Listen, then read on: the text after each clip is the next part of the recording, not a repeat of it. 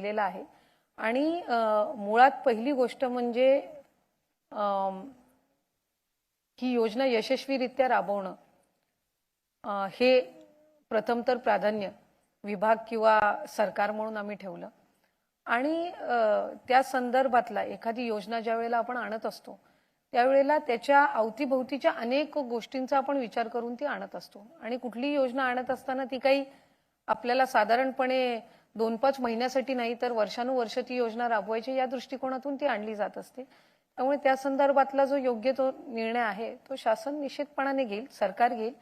त्याच्या संदर्भातलं ज्या वेळेला नियोजन आणि प्रस्ताव हा सरकारकडून मागवण्यात येईल त्यावेळेला विभाग म्हणून आम्ही तो समोर ठेवू। सर्वप्रथम प्राधान्य आमचं हे आहे खरं तर की ती योजना यशस्वीरित्या राबवणं। ज्या 2.5 कोटी महिलांपर्यंत आम्ही पोहोचलोय त्या महिलांपर्यंत ही योजना अधिक सक्षमपणे म्हणजे फायनान्शियल लिटरसी त्यांच्यामध्ये आणणं